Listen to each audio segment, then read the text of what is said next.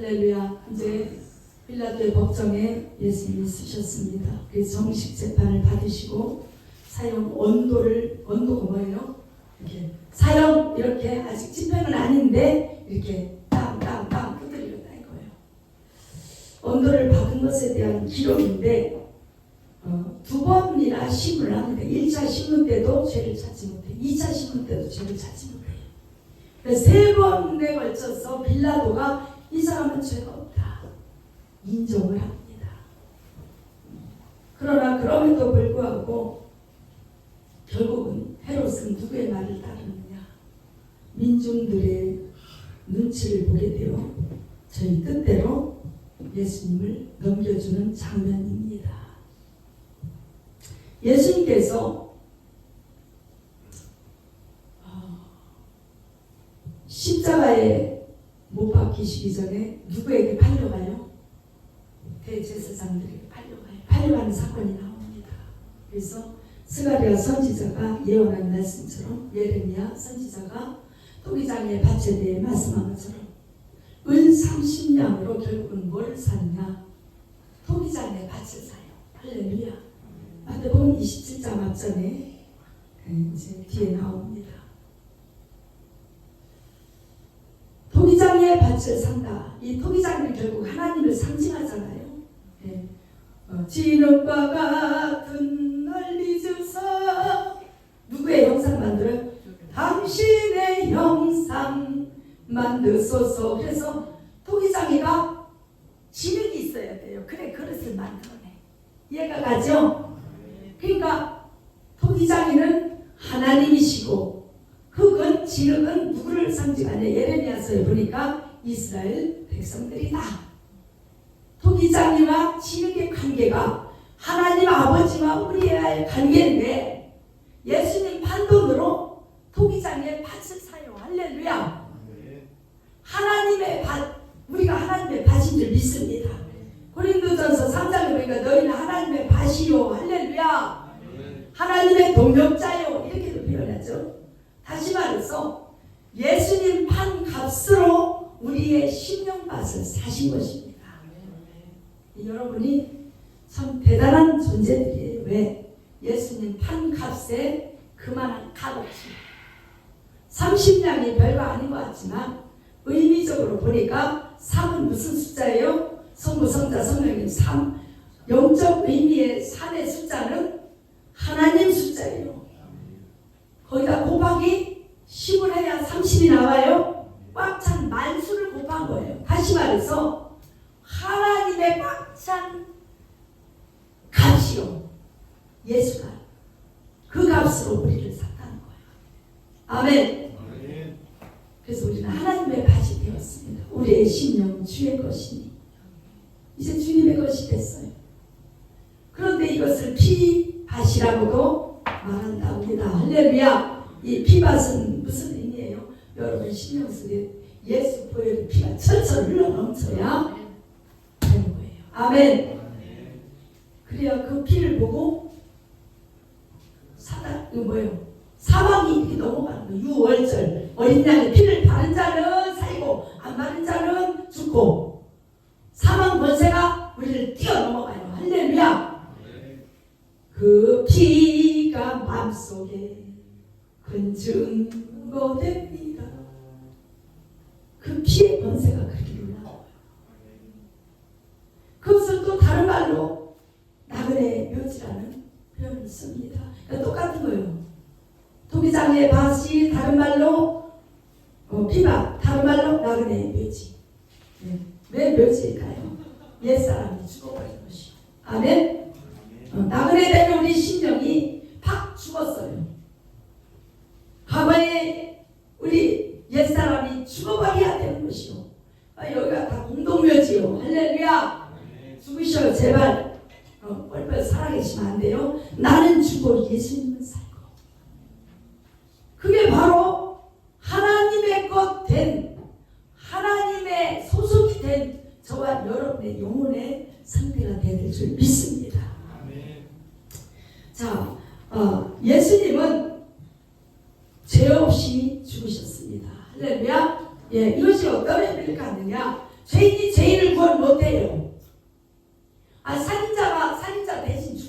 없어요. 그래서 모든 인류의 구원자로서는 예수 외에는 그 이름을 주신 분이 없더라. 이 이유가 뭐냐? 기독교가 이기적이라 그런 얘기 표현을 쓰는 게 아닙니다. 어떤 사람 그래. 왜 니들만 구원이 있냐고 하냐? 그거 모르신다면 인간이 인간을 구원할 수 없어요. 인간은 이미 죄인이에요. 그래서 인간이 만든 모든 종교는 죄인이 만든 종교이기 때문에 구원받을 수가 없다는 거예요. 할렐루야. 인본주의로 무슨 구원을 받습니까? 그래서 하나님께서 죄 없으신 하나님의 아들 독생자 예수님을 이 땅에 우리 대신 죽으시라고 십자가 지시라고 이 땅에 보내주셨습니다. 옛날에 조선시대에 대신 매맞는 사람이 있어요. 매풍파리. 가난에 찢어져 죽겠는데 저 양반이 죄를 지었어요. 죄 없는 저 가난한 사람이 내가 대신 매 맞을게요. 그 돈 나한테 돈 좀 받고 내가 대신 맞을게요. 그럼 그 양반은 풀어놨어요. 이 관계를 이해하시면 여러분이 생각이 나실 거예요. 그런데 똑같이 죄진 놈이 내가 대신 맞을게요. 안 돼요. 그건 불가하는 거예요.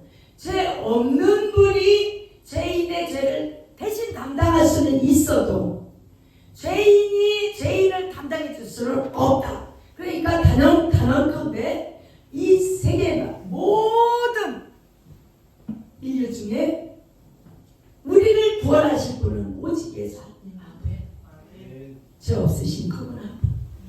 자, 빌라도가 뭐라고 얘기했느냐? 3번이나 죄 없다고 인정을 합니다. 4절에 한번 보실까요? 빌라도가 대제사장들과 무리에게 이르되 내가 보니 이 사람에게 죄가 없도다. 이렇게 인정을 했어요. 재판장인 빌라도가. 자, 14절에도 이르되 내가 너희가 이 사람을 이 백성을 미혹하는 자라 하여 내게 끌어왔는데 보라 내가 너희 앞에서 사실을 심을 해보니 너희의 고소하는 일에 대해서 이 사람에게서 죄를 찾지 못하겠고. 할렐루야. 아무리 심문을 해도 죄를 못 찾았어요. 자, 22절에도 또 있어요. 빌라도가 3번째 말하되 이 사람이 무슨 악한 일을 하였느냐? 나는 그 죽일 죄를 찾지 못하니 그냥 몇 대 때려서 경범죄 처리할게. 근데 아니라는 거예요. 예수님은 죄가 없으십니다. 그 시대에 심문했던 빌라도가 증거하고 있습니다. 이사야 53장 5절에 보니까 그러면 왜 십자가를 지셨느냐? 그가 찔림은 우리의 허물을 인하여 우리 때문에 죽으신 거예요. 그가 상함은 우리의 죄악을 인합니다. 그가 징계를 받음으로 우리가 평안을 누리고 그가 채찍에 맞음으로 우리가 나음을 입었도다. 그러나 그가 가난하게 되심으로 우리가 부요함을 얻고 반대급부에 항상 왜냐? 우리의 그 악하고 더럽고 추하고 약한 거 가난한 거 저주 이걸 다 받아들인 거예요. 다 예수 믿으니 담당하시고 그 대신 너희는 죄 문제 해결 또 평안을 누려. 나 때문에 평안을 누려. 너희 허물 죄 내가 다 담당할게. 가난 저주 고통 다 담당할게. 너희는 행복의 꽃길만 걸어가. 천국 가는 길이 꽃길입니다. 할렐루야. 이제는 더 이상 지옥 가지 말고 천국 가는 길을 걸어가라. 내가 죽을게. 내가 맞을게. 내가 십자가에서 물과 피를 다 쏟을게. 그 대신 너희는 살아라. 이것이 예수님의 우리를 향한 사랑인 줄 믿습니다.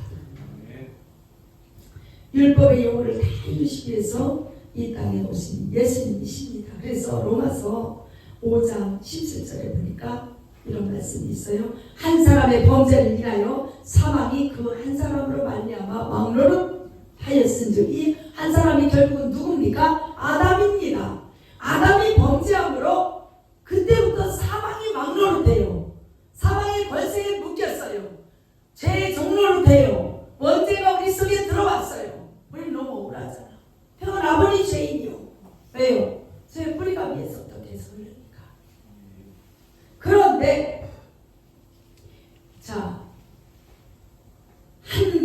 예수 그리스도로 말미암아 생명 안에서 우리가 왕노릇하리라. 대표적인 성격을 띠는 거예요. 항상 대표격을 얘기해요. 자, 대제사장이 레위기서 보면 이제 대제사장의 미임식에서 자, 오른쪽 귀볼, 오른쪽 손가락, 오른쪽 엄지 발가락에 어린 양의 피를 발라요. 그건 무슨 의미냐? 대표적 성격이요. 자, 오른손 손가락, 엄지 손가락에 피를 바르면 10손가락 다 바른 걸로 쳐주는 거예요. 똑같아요. 예수 그리스도가 죄를 다 담당하시면 우리가 다 그 안에서 생명을 누려. 아담이 죄를 지니까 우리가 그 안에서 다 원죄를 짓는 거예요. 이해가 가셔요? 대표적 성격이요. 그러니까 오른쪽 깃불에 피를 발라요. 대제사장에게 이 미임식에. 이거 뭐예요? 거름장치. 귀 듣는 거. 들을 거 안 들을 거 막 아무거나 다 듣지 말고 하나님 음성만 들어야 되는데 여기 지금 빌라도는 어떻게 했어요? 사람의 말을 들었지요. 하나님의 말씀을 듣는 게 아니고 이 거름장치가 없어서 그래요. 예수 보혈로 우리 귀에 다 바르십시다. 아멘. 자, 그래 보니까 빌라도는 어떻게 해요? 평생을 아니 그때부터 지금까지 앞으로 영원히 우리 아까 사도신경 했잖아요. 거기에 빌라도 이름이 나오면 괴로울 거예요. 지옥에서 지긋지긋할 거예요. 예수 믿는 모든 사람들이 본디오 빌라도에게 고난을 받으사 십자가에 못 박혀 죽으시고 이거를 우리가 예배 때마다 신앙 고백을 해요. 여러분 어떤 사람 이런 얘기를 하더라고요. 예배 드릴 때 사도신경을 안 해야 된대야. 맞아요? 틀려요? 예? 해야 된다는 분 손 들어보세요. 안 해도 된다. 예수님이 가르쳐준 게 아니다. 주기도문만 해야 된다. 다행이네. 우리 교회는 없으시네. 맞아요. 주기도문은 주님이 가르쳐주신 기도문이고 사도신경은 예수님의 제자된 사도들이 신앙 고백을 전능하사 천질 창세기서부터 아주 우리에게 꼭 고백해야 될 요 신앙 고백을 만들어 놓은 거예요. 그럼 사람이 만들어 놨으니까 하면 안 되겠네. 누가 그런 얘기를 하더라고요. 깜짝 놀랐어요. 그런 게 어디 있어요? 여러분 신앙 고백 예수님 사랑해요 이거 100번 1000번 하는 게 좋아요. 이거 사람의 말이니까 안 해도 돼. 어때요? 뭘 하는 게 좋아요? 신앙 고백은 할수록 좋은 거예요. 믿음 안에서 만든 신앙 고백이고 교리에 전혀 어긋나지 않는 신앙 고백이고 성삼위 하나님을 인정하는 것이고 창조주 하나님을 인정하는 것이고 예수 그리스도의 태어나심과 죽으심과 부활과 십자가에 대해서 고백하는 건데 왜 그게 사람이 만든 사도들이 만든 거라 해서는 안 돼요. 그런 어디 얼토당토하는 무지한 자들이 도대체 가끔 있어요. 어느 교회는 사도신경을 안 하는데 내가 그래야지 무식한 아주 무지한 예수 앞에 사랑해요 고백하면 할수록 예수님 기뻐하셔요. 그래 나도 사랑한다. 예수님 날 위해 십자가를 죽으셨습니다. 본디오 빌라도에게 고난당하셨습니다. 그래 그때 그랬어. 그랬다니까. 맞아. 그가 사람의 말에 더 귀를 기울이고 그렇게 했어. 주님이 천국에 그러지 않으시겠어요? 기뻐하시잖아요. 근데 신앙 고백을 왜 하면 안 되는 거예요? 해야 됩니다. 그 무식한 소리는 좀 내려놓고 할렐루야. 우리 행복한 게 모든 성도님들은 좀 수준을 좀 높여서 그런 영적 분별력이 좀 있으면 좋겠습니다. 그러니까 참 감사한 것은 이 하나님께서는 우리에게 생명 주시기 위해서 죄 없으심에도 불구하고 그 뜻을 이루어 가시고 자 빌라도의 태도가 어땠을까요? 요한복음 19장으로 한번 가시겠습니다. 여기 아주 적나라하게 나오는데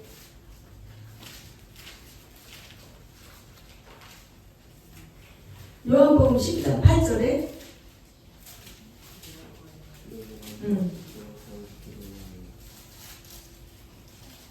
유대인들이 대답하되 우리에게 법이 있으니 그 법대로 하면 저가 당연히 죽을 것은 저가 자기를 하나님의 아들이라 하느니이다 하니까 빌라도가 이 말을 듣고 더 벌벌 떨어요. 빌라도가 이 말 듣고 더욱 두려워해요. 다시 관정에 들어가서 말해요. 자, 그럼 다시 물어봐요. 너 어디로서 온 것이냐? 정말 하늘에서 온 하나님의 아들이냐? 이 얘기니까 하나님, 예수님은 아무 말도 안 하시고 뭐라고 말씀하시냐? 위에서 주지 아니하였다면 나를 해할 권세가 없으리니 그러므로 나를 네게 넘겨준 자의 죄는 더 크니라. 그러니까 이 빌라도가 어떻게든 예수를 놓으려고 힘써요. 12절에 보니까. 그런데 누가 죽여요?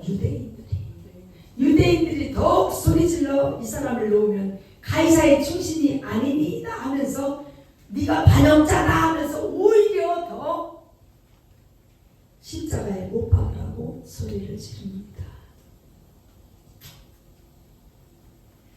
참 아이러니하지요. 로마인들이 죽인 게 아닙니다. 아미는 이방인들이 죽인 게 아니에요. 자, 유대는 아까 얘기했죠. 이스라엘은 유대교가 있어요. 이 유대교는 지금도 있어요. 그들은 예수교가 아니에요. 유대교예요. 유대교는 뭐냐?